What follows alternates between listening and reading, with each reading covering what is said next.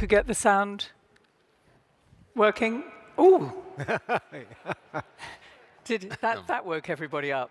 That's fantastic. Ladies and gentlemen, welcome to this afternoon plenary. And just so that you're sure that you are in the right room, this is the panel that asks, is it time for us to re-engage with the humanities? Is it time for business, management, and leaders to turn again to the humanities? And it is, I think, one of Peter Drucker's most profound insights that business needs to make use of the two great strands of human achievement. So on the one hand, the empirical strand, science, engineering, technology, process, but also on the other hand, the humanities, those things that are unique to and created by the human spirit. So we are talking about art and literature and performance arts, and indeed a great deal of spiritual writing too. Drucker wrote that since management dealt with actions and their application, and that you test both of those by their results, it was a technology, but because it also dealt with people, their values, their growth and development, it was also a humanity. It's fair to say, and we've heard it this morning, that in recent decades, the management paradigm has been that of the technocrat. It has been rather one-sided. It has been a rational person dealing with mechanical processes. Quite often, in companies, scientists, engineers, and social scientists, rather than humanists, have claimed the soul and the center. But in times that are increasingly volatile, uncertain, complex, and ambiguous, business has found itself turning again to the humanities. There is a feeling, I think, and we'll hear more from the panel, that the world is just too complex for science alone, and we need to be able to use and access all the tools at our disposal. So the question is, what are the tools, and how should we employ them?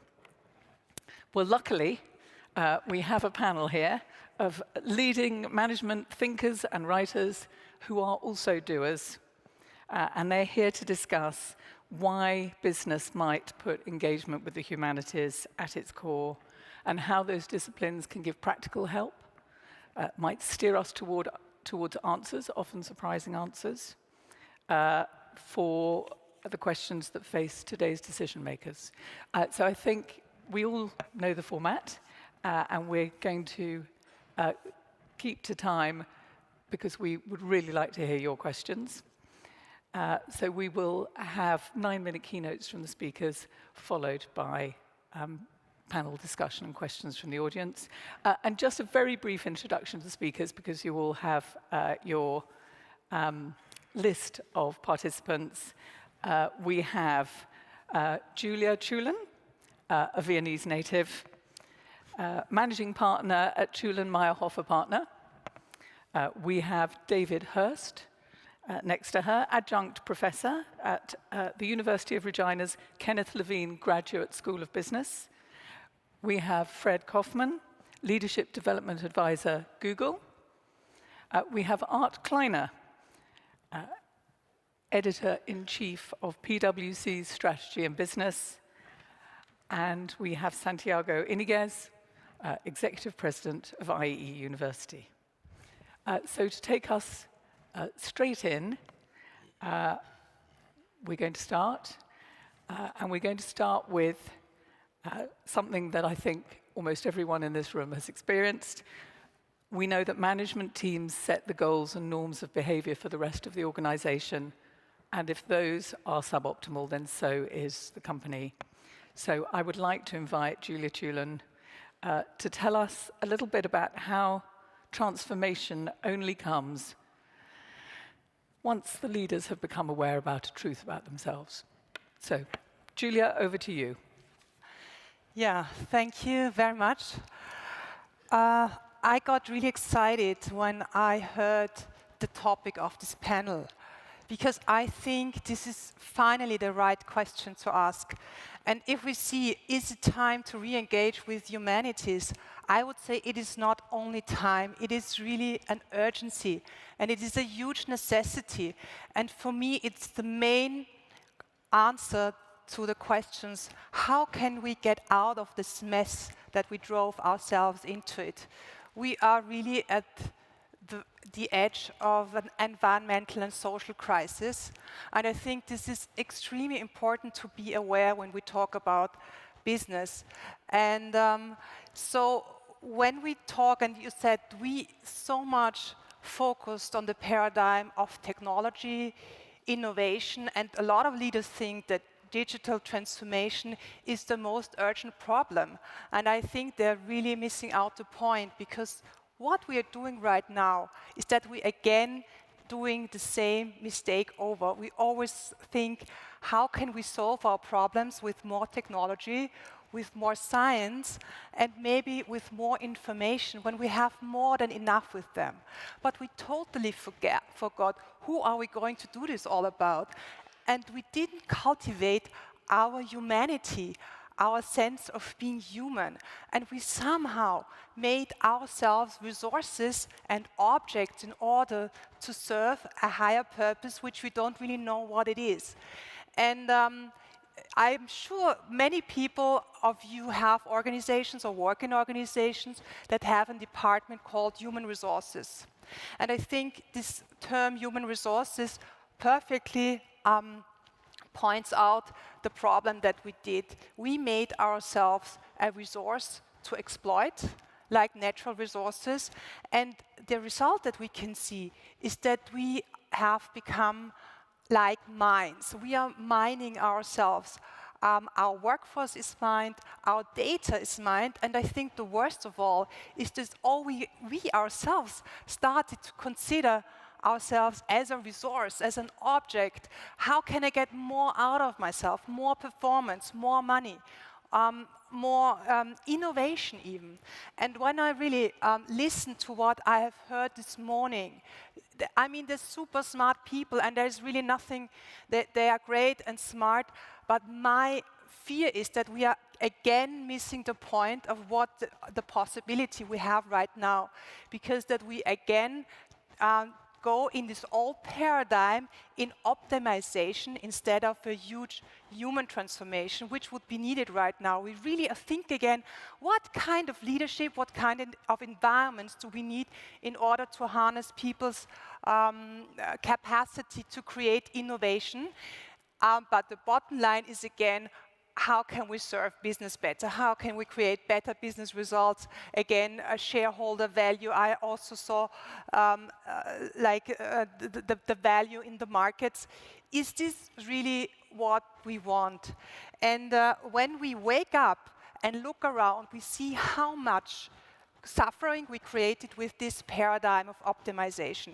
We have an unprecedented wave of people who are mentally sick.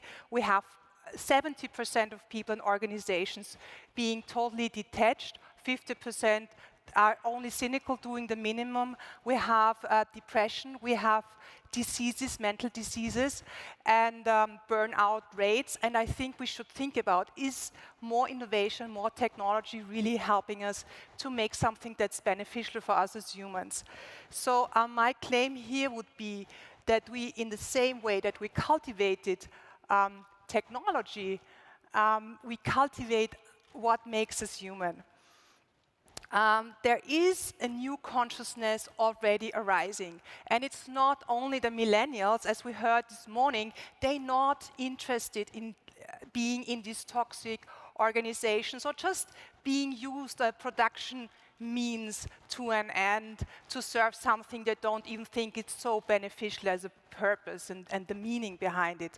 So they are creating their own organizations that not only look how can we make things better and more innovative, but actually what are we doing? What's the impact we are creating, and what does this mean really for us as human beings? Is this something that we really want? And I can also see that leaders my age and higher, so I'm in my mid-40s, so I'm not millennial, I'm not the young generation, but also for us, it's a question. Where are we now? Is this really the best we can do for ourselves and for others, like running around to get the paycheck and exploiting ourselves? So there are new questions arising, and this really gives me a lot of hope. People are starting to see what do we want and what could we do differently right now.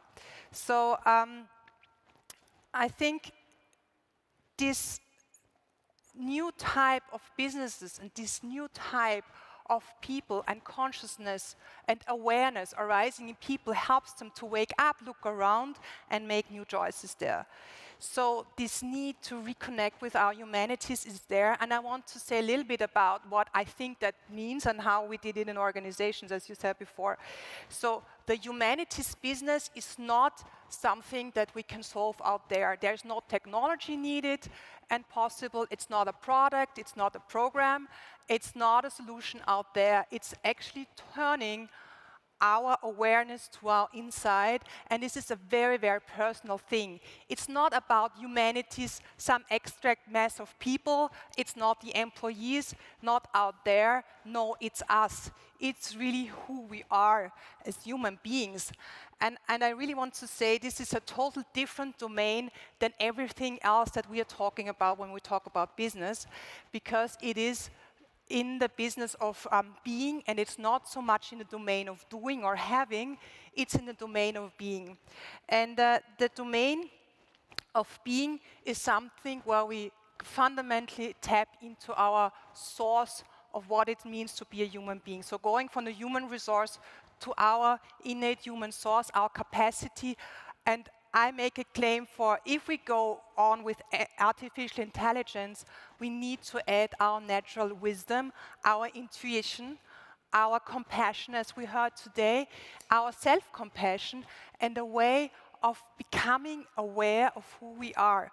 And being a human being is fundamentally also a condition of already being connected with other people. And the nice thing about humanity is this is something we need to go very far to look for, because this is what we already are, right? Humanity is nothing that we can get. This is what we are, this is who we are, and we all have these capacities.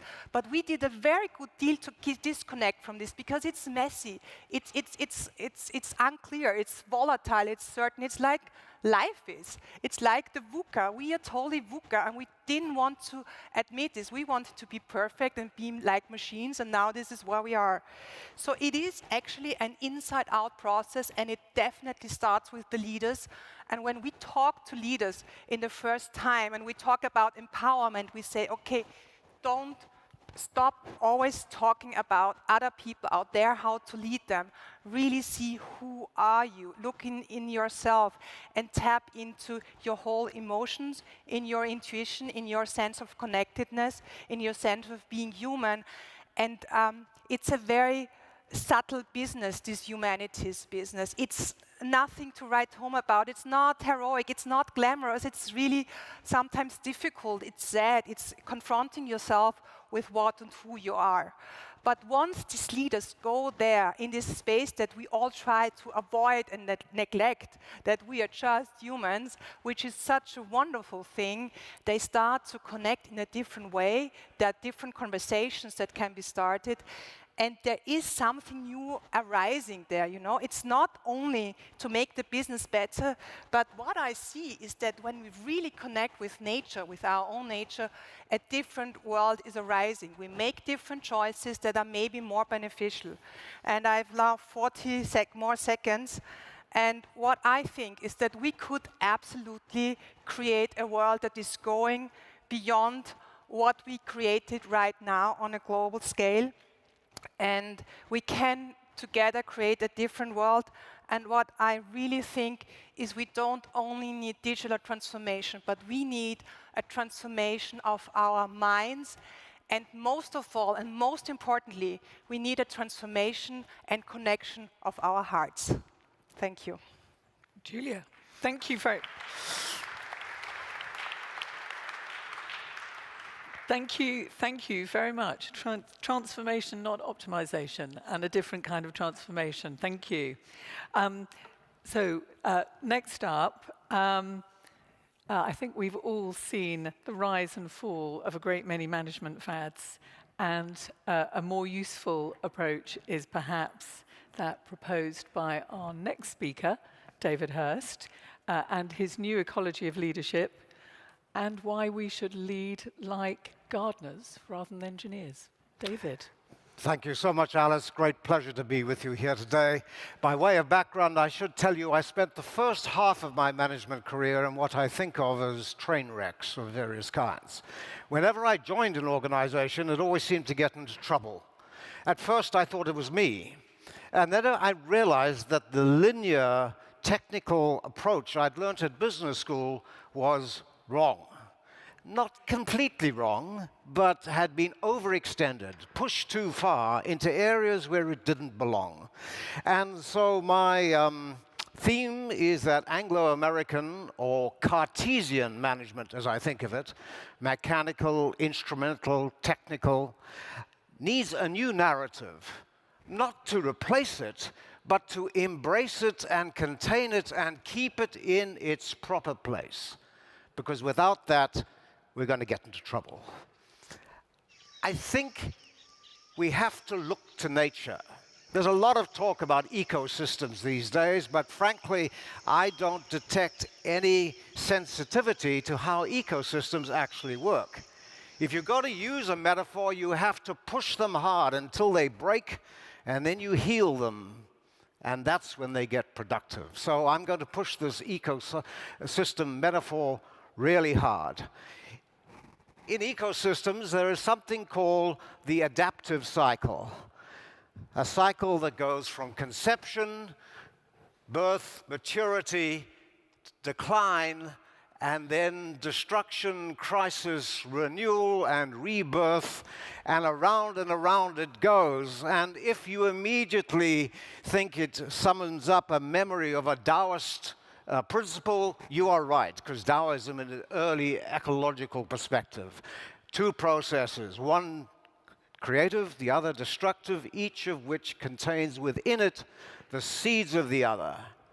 And so the organization goes through long processes of growth on the front and rapid meltdowns and destructions on the back loop, which leads to some very interesting perspectives on change.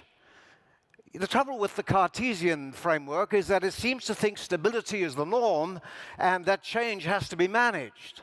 In fact, in an ecosystem, it achieves stability through change and change through stability. They are involved with each other, which leads to our ecological mantra: nothing lasts unless it is incessantly renewed.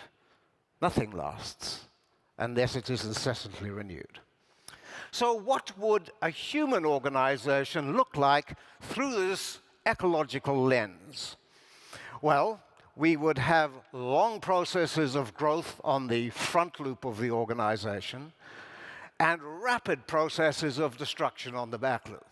But because we're dealing with humans, not trees, we need to introduce some phases into this. Passion, innovators. Managers and leaders, reason, and administrators are all about power.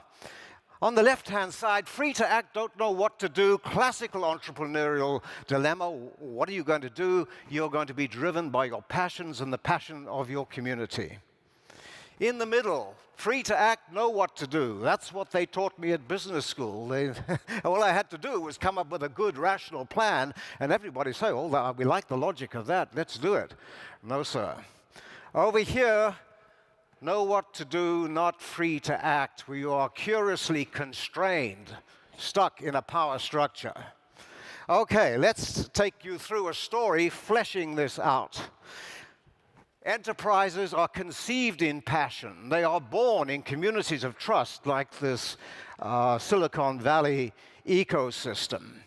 And entrepreneurship is the process that takes place in here, and it proceeds by a process of guided by passion, trial and error, a process of bricolage, Henry Mintzberg calls it, improvisation, make a little, sell a little, make a little more.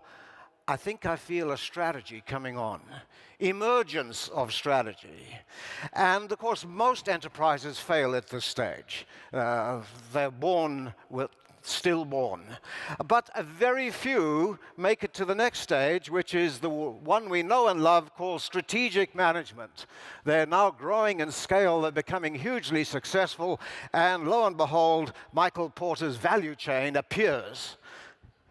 Not from the left brain of the CEO, but by a rationalization of what worked. And they're growing like crazy, and they've got a wonderful recipe for success, so they go into conservation mode. I mean, why wouldn't you? You've got this wonderful business, and so you want to put in an organization that keeps things fairly stable. And we know this organization. Boss, boss, boss, boss, and we're going to drop another boss on top of there, and another boss on top of there, and you can see the big boss come sailing in up the top here to oppress, depress, compress the folks underneath him, because we designed it not to change, because we were preserving this recipe. And that's why change is so difficult, because we know the enemy, and he is us, as Pogo said. Because what they do then is they build head office. And it's a wonderful structure. And if you want a resource, you've got to get into the palace. And there's courtiers selling access and so on. When you were an entrepreneur, if you wanted a resource, you had to go find a customer. That was the only one who had resources. Now you've got to get into the prince in the tower who's got budget, and you know the problems. And at the top of the organization, this leads to what I call the embalmed look.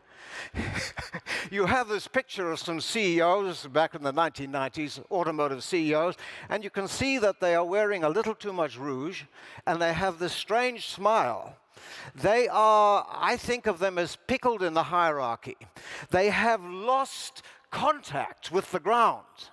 They no longer, these guys get a new car every 3 months. It lives in a heated garage, looked after by their mechanic. Do they have to fight with the dealer about whether it rattles or whether it's covered by warranty? Of course not. Their organization is papered with selfies, making them look terrific.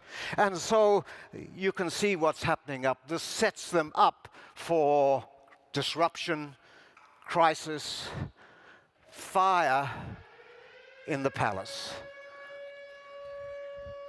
And we've seen this story before. And this kicks you into the back loop of the eco-cycle, the human dimension, the moral dimension, where people are no longer instruments, they are ends in themselves, valuable intrinsically, not extrinsically because they can produce performance, because they are human beings, and we owe it to the next generation to develop them. And you can see the images are from one of the great stories from the Hebrew scriptures: wilderness, mountain, promised land. Wilderness is a place of confusion. You can get lost, you can die there, 40 years you can spend there. I think GM spent 40 years in the wilderness, if I remember correctly. The Victorian English poet Matthew Arnold, writing at a time of great change, talks about wandering between two worlds, the one dead, the other powerless to be born. The one dead, the other powerless to born. I'm sure that reminds you of a six-letter issue that a certain island is currently dealing with. And don't mention the word, please, don't David. mention the word. I'm sure I have more than 43 seconds left. To come out of the wilderness, you have to climb the mountain. Creative leadership takes us up the mountain to get a view of community, promised land, milk, honey, resources for young people. And out of that young creative community there comes choice, and choice is the opposite of crisis.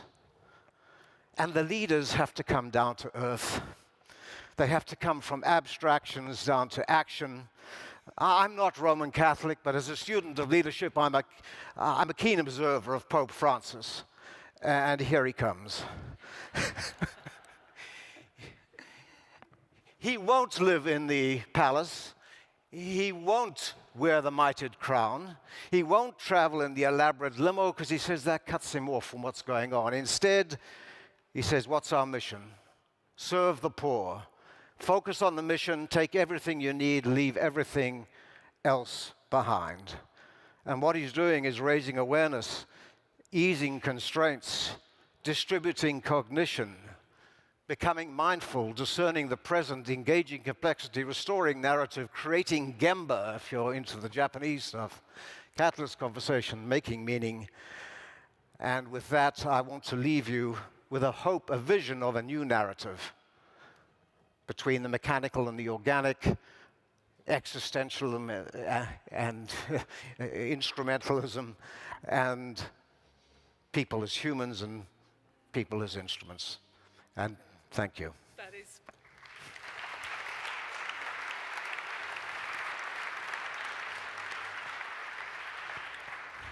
I don't know about you, but I found in that uplifting presentation there was science of ecology, literature, there was some philosophy, there was some religion.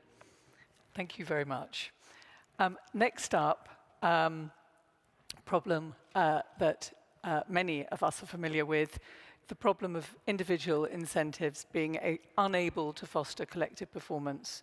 And we are delighted to have Fred Kofman to talk to us about that and about purpose, principles, and meaning as part of the solution. Thank you, Fred. When everything impossible has been ruled out, whatever is left, no matter how improbable, must be the case. It's one of my favorite lines from Arthur Conan Doyle in the mouth of Sherlock Holmes.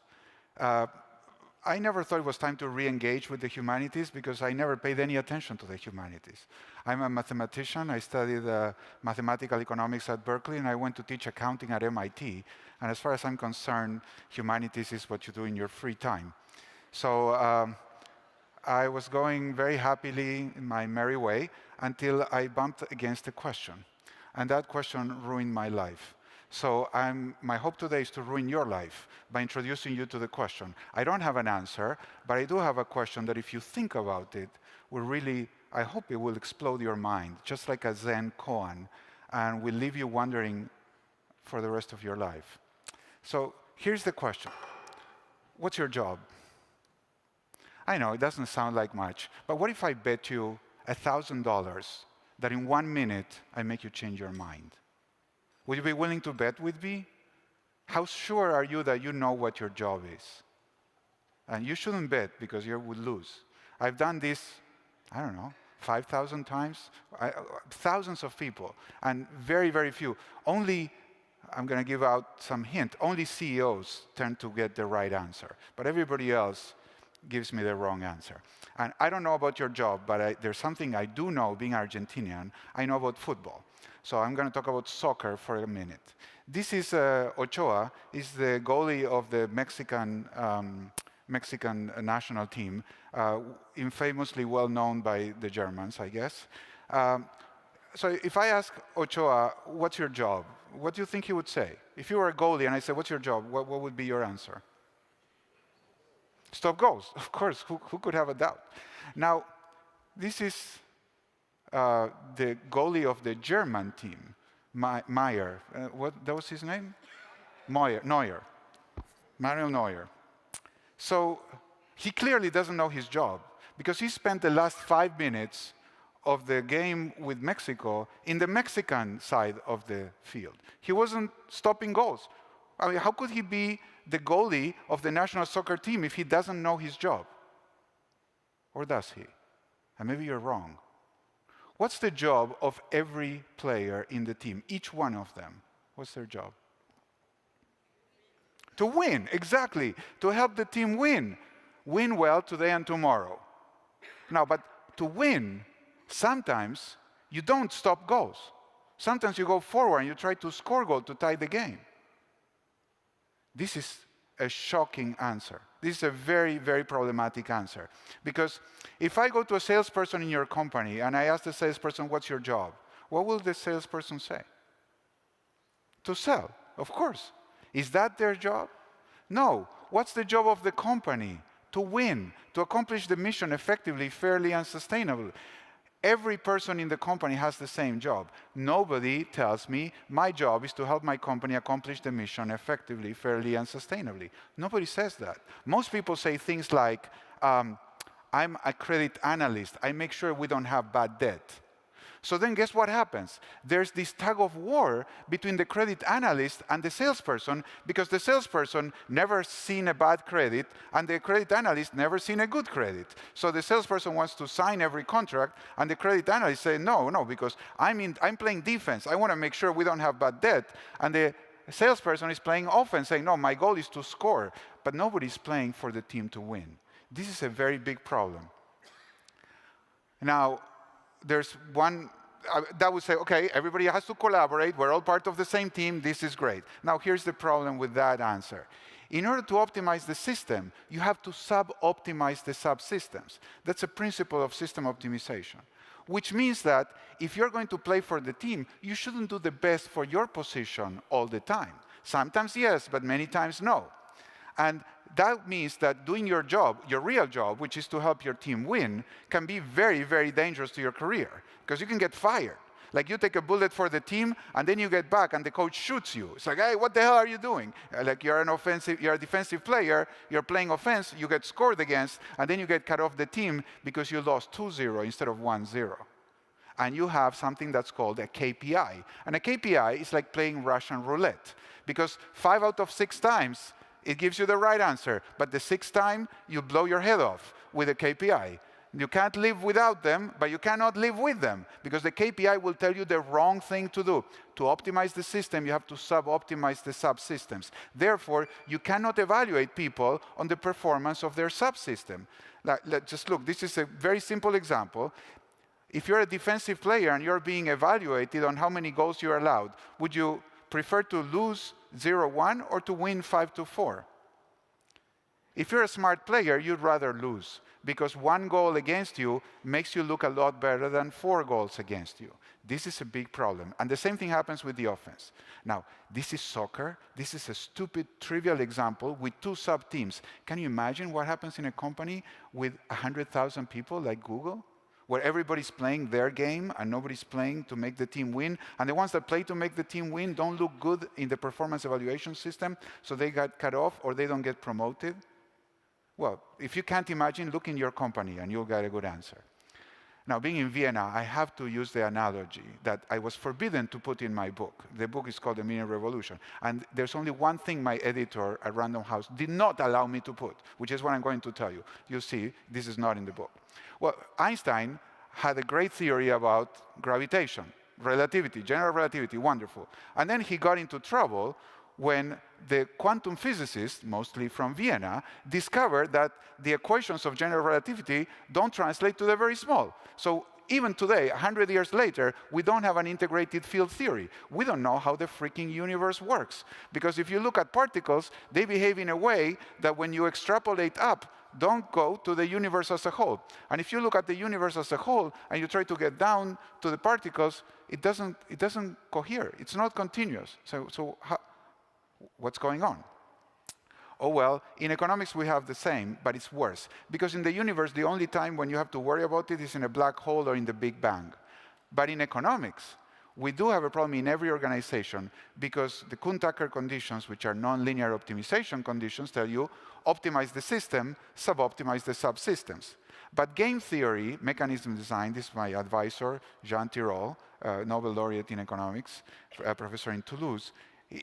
You have to tell everybody to optimize their subsystem if you're going to write with them incentive-compatible contracts. So this is a principle in economics. And they tell you the exactly opposite things.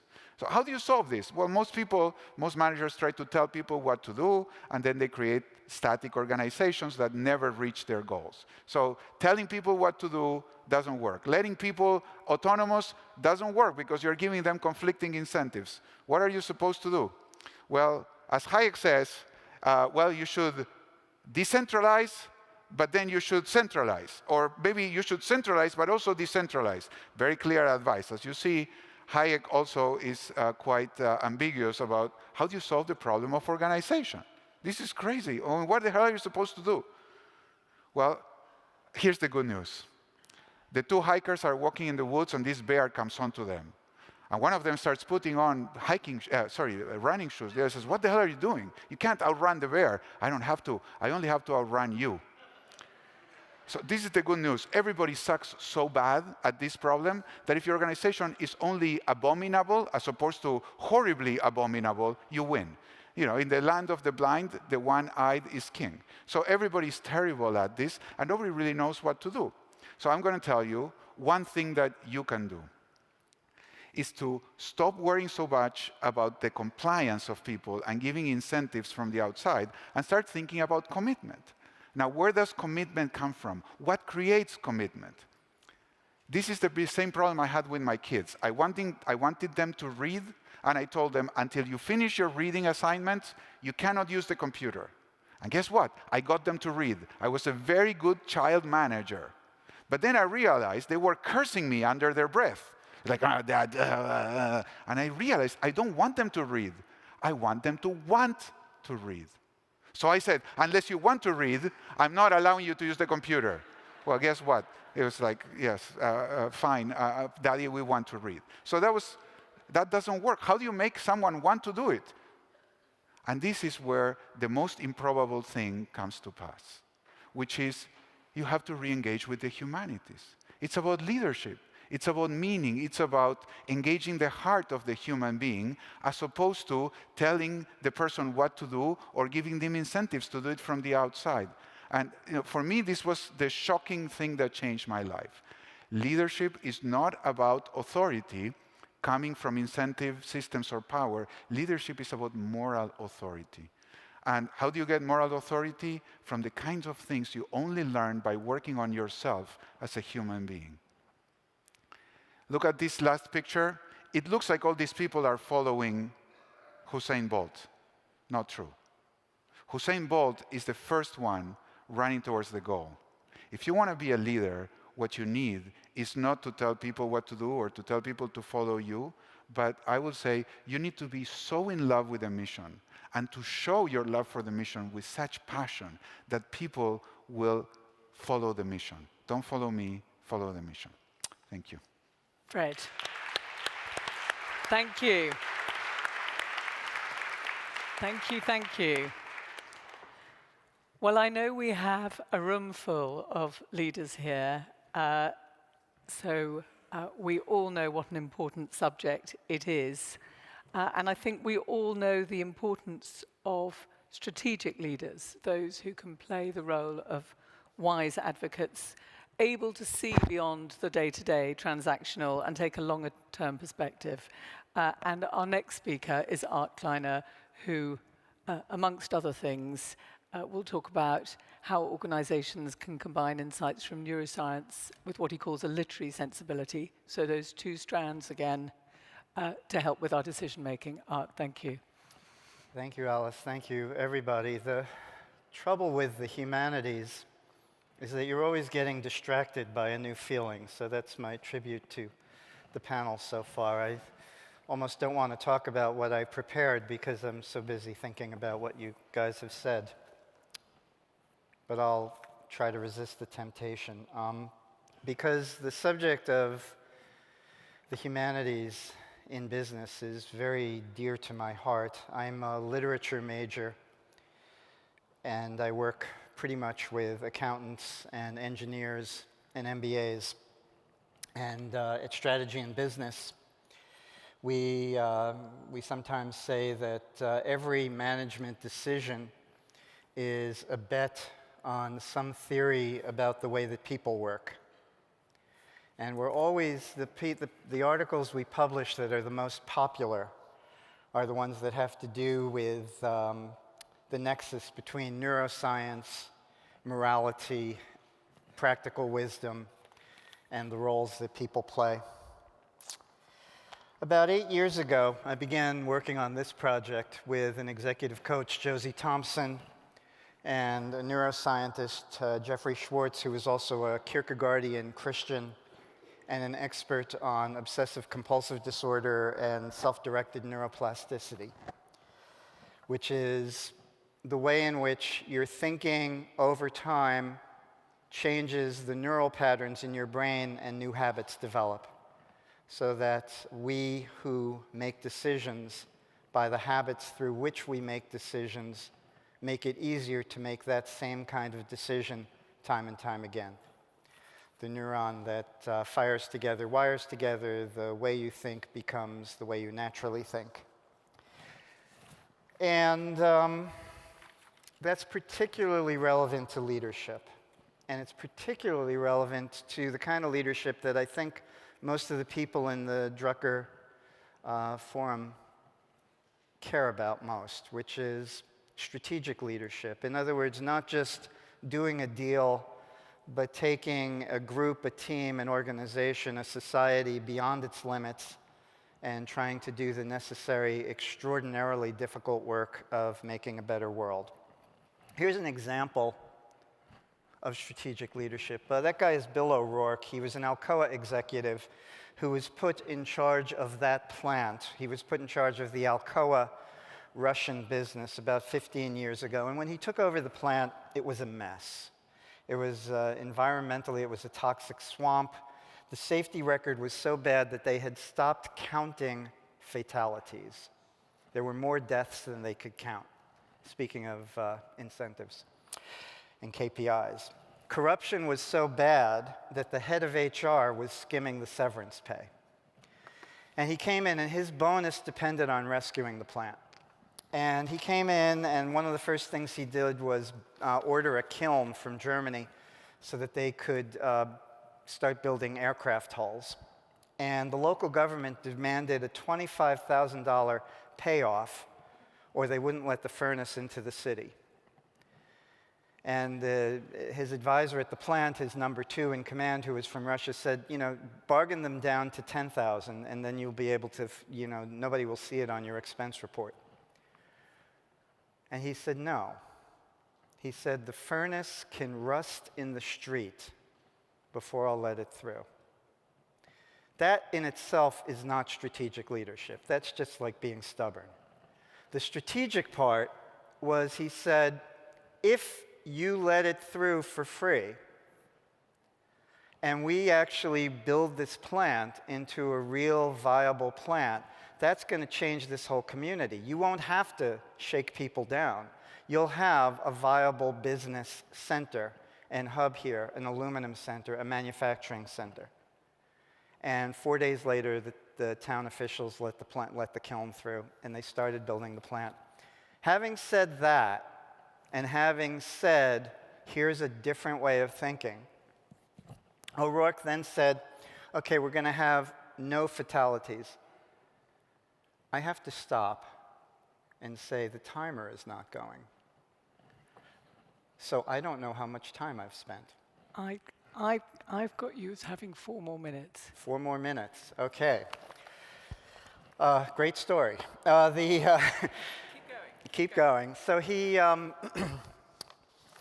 basically changed all of their, all of their safety practices, and people went along with it because they had already seen him be strategic. It turns out that when you have a decision like the one that O'Rourke had, like the one that we all have tons of times, you have a moment of choice. You can either be transactional or you can be strategic. And it turns out that these 2 types of decisions are connected with 2 different patterns of mental activity, each of which is connected to a different brain circuitry. And you're going to have to take my word for it, because I'm not going to go into the brain circuitry. I'm not going to use words like medial prefrontal cortex, but I could. But what I am going to say is that one of the brain circuits kind of is sort of above the other one, so we call them the high ground and the low ground. But they're both extraordinarily valuable. The low ground is the pattern of mental activity and the associated brain circuits that lead you to make good deals. It's the pattern where whenever you're thinking about what do I want, what does somebody else want, what does he want, what does she want, what do they want, how can I give them what they want, give the people what they want. It's of great value. I want what I want. Making a good deal, solving a problem, you're on the low ground. Every business leader needs to be on the low ground sometimes. But when you're thinking on the high ground, then you're thinking about what needs to happen here. And actually, you're thinking in sort of three ways at once. First, you're thinking with what psychologists call your executive function. If you've heard of the marshmallow test, it's deferred gratification. I'll forgo the cookie now so I can get 2 cookies later. It's deliberately thinking about complexity, embracing complexity. It's thinking, from other people's perspectives as well as your own. It kind of takes a little discipline to do that. Another aspect of the high ground pattern is mentalizing. This is something that autistic people cannot do easily. But most people can do it, which is when you look at a photograph of someone and you think, what is he thinking? What is she thinking? And most of us guess accurately, about 50 to 60% of the time. You don't have to guess accurately to mentalize, but just the act of thinking about what other people are thinking and thinking about what they're going to do next moves you into that pattern of mental activity, that part of the brain. And then the third, well-known these days, is applied mindfulness. In other words, bringing yourself into a state of attention where you're aware of your own thoughts. And when you put these three things together, you then start to think about what you're thinking and about what you're going to do next. Those of you who are literary people like me know that this is a literary way of looking at the world. It's like you and the other people you work with are like characters in a book, and you start thinking about yourself that way, and a funny thing starts to happen in your mind. You begin to call upon a part of your mind that people have been talking about since antiquity. The Greeks called it parakletos. Adam Smith called it the impartial spectator. And the author of Pinocchio called it the cricket. And this is the part of your mind that looks at yourself like you would look at someone else and says, how would I judge myself if I were someone else watching what I'm doing? But if I really cared about myself and was warm to myself and wanted what I want and thought that I was a good person and was prepared to make that kind of commitment to me and the other people around me. And that part of the brain is always there. That part of the mind is always there to be called on when we need it. But some people get in the habit of calling on it, and that habit is closely associated with the mental activity we call the high ground and the associated brain circuits. A funny thing happens when people do that, which is that voice in their mind becomes like their voice in the organization around them. They become like the wise advocate to the organization, like the wise advocate is in their mind, talking to them. And then we believe, I can't prove it, because it's the humanities, but we believe that the organization then becomes a similar kind of wise advocate to the world around it. And that's how things change. I think that's what Margaret Mead really meant when she said, never doubt that a small group of committed people can change the world. I'm going to take 30 more seconds, maybe a minute, maybe 30 seconds. 30. One thing that happens when you mentalize, so if you recall mentalizing, paying close attention to what other people do, psychologists have found that this is closely correlated with being of low status. The administrative assistant mentalizes about the boss. The boss doesn't really mentalize about the administrative assistant. And so we kind of call it the mentalizer's paradox. As you rise in an organization, you become less and less inclined to mentalize. You've paid your dues. Thinking about other people is hard, and you don't have to do it anymore because other people are telling you what you want to hear. They're doing all the things that the other panelists have talked about with the bosses. And therefore, your ability to become a strategic leader starts to atrophy as you rise in the hierarchy, as you gain status. And so one of the really interesting challenges for our time, a literary challenge, is will enough people, enough of the time, be good enough at bringing their wise advocate into play and resisting the mentalizer's paradox, resisting the temptations of leadership, so that we have enough strategic leaders to get us out of the woods the next time we're wandering and lost. Thank you. Thank you very much.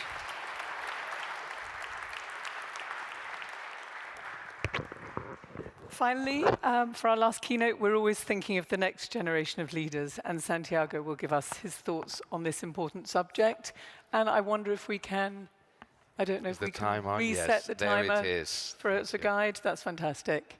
Well, thanks very much. I will provide you in my short presentation with a fact, a proposal, and 2 takeaways. I realize that managers are action-oriented, so what I would like is to share with you some experiences and then maybe provide some courses of action for the future in order to bring back the humanities in the curriculum of management.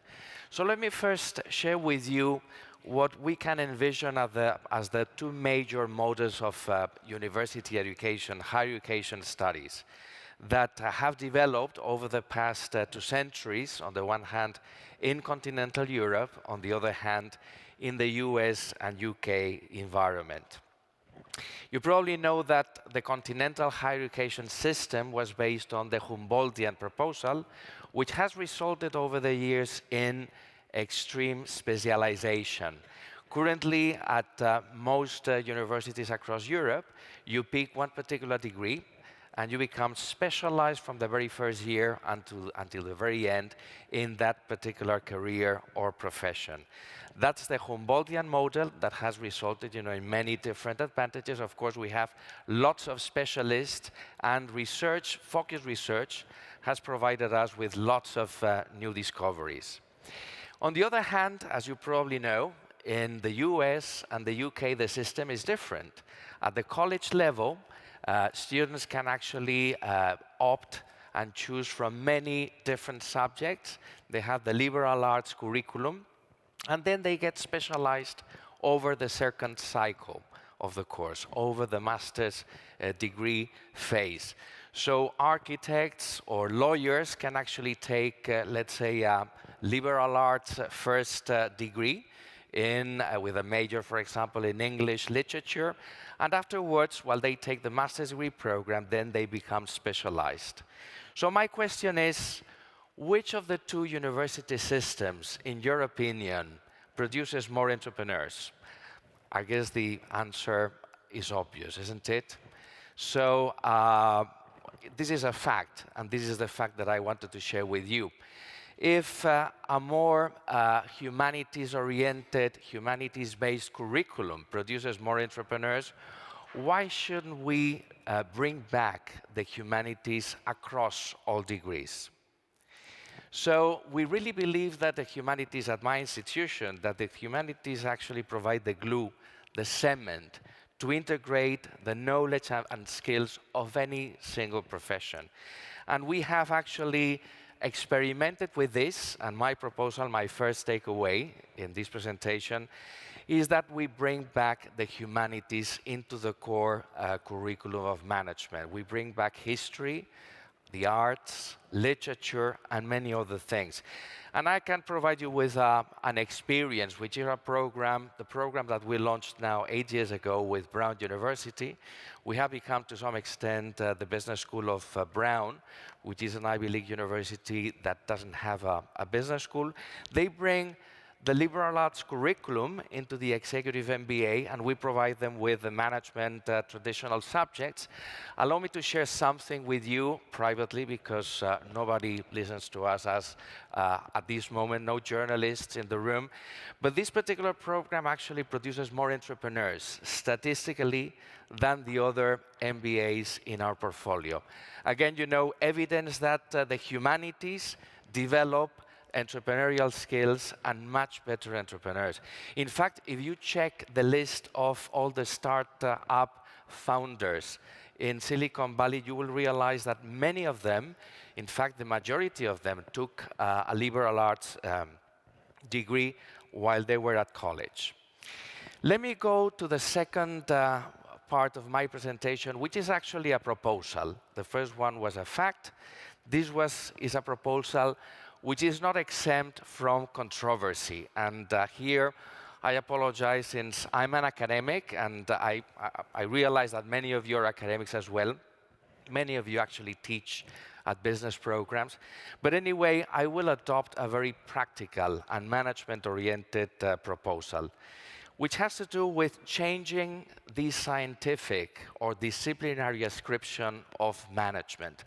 You know that 50 years ago, after a report from the Ford and the Carnegie Foundations in the US, they recommended that business schools should move to a social sciences approach to research. This was in the late 60s.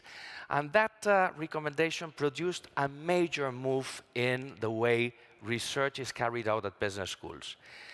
The result, well, we have been discussing over the past 3 decades about the relevance and the impact of research carried out at business schools. So, what is part of the problem, in my opinion? What is my diagnosis? Well, we have to, again, regain the humanities status of management, because the problem with ascribing management to the social sciences is that we consider companies and managers and entrepreneurs as if they were natural phenomena. So we model phenomena at companies, and we build up theories like the agency theory, the institutional theory, that then we instill in PhD students, in PhD candidates, and then we train them, hire them, and promote them according to the research that they develop under this pattern. The consequences are, as you can imagine, very counterproductive, quite negative in my opinion, because what we need is actually to produce knowledge that is not just descriptive, but that is critical. And let me just share with you a short story, and then I will end my presentation.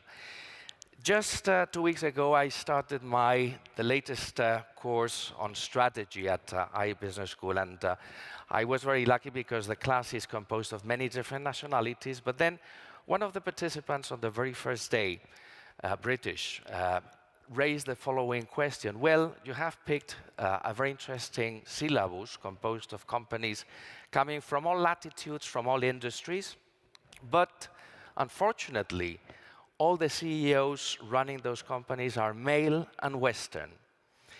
To be honest, I didn't realize about this when I was putting up, the syllabus. And then I checked the Harvard Business Publishing library of case studies and saw that less than 10% of the case studies are actually devoted to women at the top. And most of those case studies are actually related to glass ceiling issues and OB organizational behavior. So the point of my student was that despite whatever reality is, business schools should actually teach how to transform and how to change that many times unfair reality. We need to promote fairness and equality at companies. We need to create more wealth. We need to solve problems like sustainability and poverty. And this is the role of business schools and should be the role of researchers at business schools. So my takeaway number 2, moving management to the domain of humanities. I know that this is almost mission impossible. So, because I know this because I've tried, for some years when I was chair at the ACSB, when I did a project for EFMD related to how to assess research.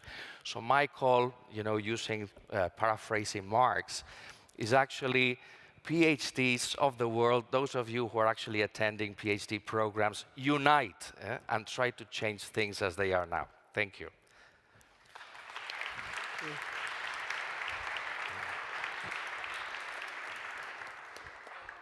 I think how fantastic to have Karl Marx quoted in this context. I would like, after those 5 terrific keynotes, to go straight to questions, because I feel there might be quite a few. And if there are a lot, what we might do is take them we might batch them up and take them several at a time. Let's see who might have a question. If nobody raises their hands, we'll talk amongst ourselves. There's absolutely no questions. You've answered all their questions, panel. What happened to Slido? That's fantastic. No, I don't have Slido. I've been told it's real people. This gentleman has a question. Yes.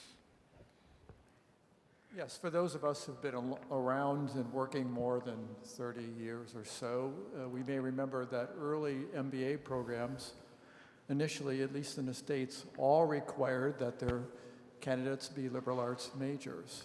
So it seems like we've lost our way, that there was one path at one time, and now we're rediscovering that it is certainly a viable path. So I appreciate the evidence-based data about the strength of the liberal arts education and the impact it's having on business and innovation, and maybe we can reaffirm that course with regard to our business degrees. I'm also a business graduate, but I'm also a liberal arts undergraduate major.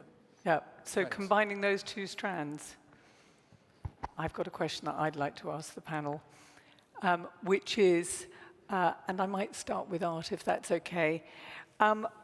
What changes, and I'm not dealing in the realm of numbers and social sciences here, what changes might you expect to see in an organization that did begin to take some of these things on board? You mean the wise advocate sort of? The wise advocate, Well, certainly the literary sensibility, being able to step back. Well, it's not quite, that's not. I think I'm curious to know what others think, but some of it would be very subtle, right? Some of it would be people taking others' perspectives and taking them seriously. Some of it would be, you know, the idea that 2% of the case studies are about organizations led by women. That's not just about women. That's about case studies. And so in an organization like that, it would lead to a series of inquiries about what are we missing. And what we're missing is not just about women. It's about, or about ethnic background either. It's about something else. I think there'd be, you know, some of the kind of inquiry we heard about in Hal's session earlier. Lots and lots of different things. I mean, I think we all are living the evolution towards a more enlightened, a more, you know, a more consciously aware way of living in the management world. Yeah. And I think it would have lots of different I think it would play out differently in different places, but it would, you know, we'd know it when we saw it. We'd know it. We'd begin, yes. Yes, you know it when you see it. And I was going to ask Fred something similar, that I wonder, with the different viewpoints you get from the humanities, how you see those, or do you see those as a tool to achieve the sort of meaning and purpose that makes for that collective action that you're talking about, that collective responsibility? What I see is that most people in charge of companies are, well, like me, that, you know, we never thought about how human beings work. We learn how things work, more an engineering, mathematical approach, and you push here and this thing moves and so on. But as an engineering, an executive engineer told me one time, it's like, you know, I was brought here to work with molecules, and I love molecules because you put heat and pressure on them and they always do the right thing. But I hate people because you put heat and pressure on people and they never do the same thing. It's unpredictable. And it's true because people have a mind of their own, whereas molecules don't. And if you try to manage people like you manage molecules, things are going to break down. So I think the most important part of the humanities is precisely this curiosity about what is the way in which a human being's mind works. Because, you know, we're talking a lot about artificial intelligence. I mean, I work at Google, work with all these people that are in AI, and I think AI is actually quite boring. Intelligence is not a very interesting phenomenon compared to consciousness. consciousness is infinitely more interesting. We have no idea, like zero progress in 50 years of consciousness studies. We have no idea why this entity, us, have an interior world. It feels like something to be me. No computer feels like something. I mean, solving problems with intelligence is trivial compared to the question of an internal world that is meaningful and has a particular texture and experience. And without understanding that, we are what's called philosophical zombies, dealing with one another only from the outside, like robots or androids. So the biggest change for me is just this curiosity, this puzzle about what is this entity that we call ourselves to be, that has an interior life, and it moves from the inside out. It moves purposefully. It doesn't move causally. That's a fundamental difference between us and anything else we know in the universe. So that's where I stop. I'm not very versed in the humanities, but I do know that, as I said, it's an improbable answer, but it's the only viable one. So we need to look there. Thank you for that. And there was something, David, in your talk that got me thinking, how would you... I'm very attracted to the theory of the ecology and this constant renewal, incessant renewal. How might a company do incessant renewal in a way that doesn't feel like constant crisis? Because you said you had experience of train wreck companies early on in your career, so you've learned to deal with crisis. How renewal without crisis? Well, I think I'll have to use the example of the forest again, although you wouldn't know it. I mean, this is why California burns the way it does. The whole ecology is fire dependent.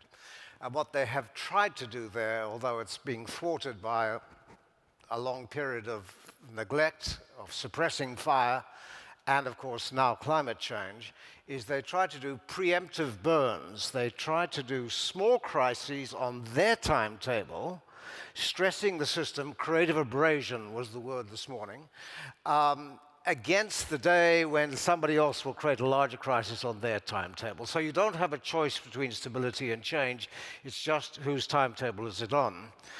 And the whole notion on this back loop is that people act their way into better ways of thinking rather more readily than the other way around, which I know is anathema to the Cartesian mindset. But you have to give them opportunities to behave. And since we are here, this is not new stuff. The German General Staff came up with a concept called Auftragstaktik, mission command, back in the 19th century. You have to have hierarchy, but not hierarchies of command and control, hierarchies of constraints that create a space in which people can be gardeners, for lack of a better thing. So everyone has to have their own patch to cultivate. And that was the essence of mission command, was that the commander's intent was broad. This is what we're trying to do, but you are the person on the ground, and only you know what you can do in the situation in which you find yourself. So mission command, but also il faut cultiver son garden. About acting your way into better ways of thinking within constraints. It's a very tricky thing to do. Thank you. And Julia, how might an organization start having those sort of different conversations that you spoke so eloquently about? I think it's one reason why we suppressed our humanity. We treat humans in organizations as if they were a problem to be fixed. Because they're erratic, they make mistakes, they're not perfect.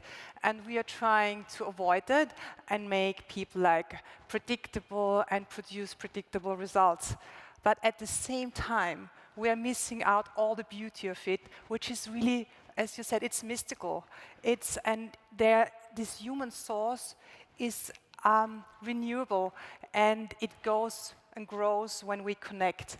So for me, what leaders can do is when they allow for their own humanity, when they connect to their own source and be fallible and allow themselves to, at certain times, not know what's next. When they connect to trust, when they go to trust-based from fear-based, which is actually starting with trusting themselves, then they can trust others, then they can create really a fundamental different shift, an energetic shift in the organization, and create an atmosphere, a context where other people can thrive too.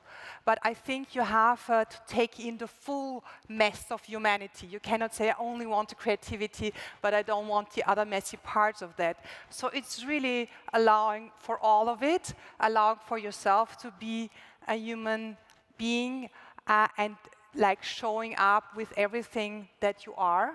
Yeah. And then allow and create a space where others feel safe enough to also show up with everything that they have.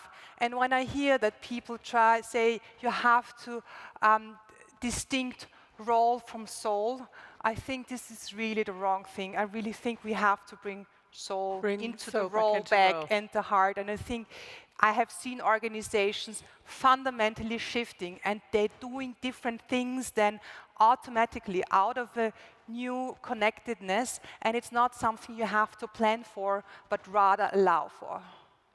Allow for rather than plan for. And an unplanned question, Santiago, probably not fair of me. If there was one book of literature, and I do remember that you mentioned Mort Sahl as the perfect manager, so Fitzgerald, one book you might put on the curriculum or recommend to people? Right.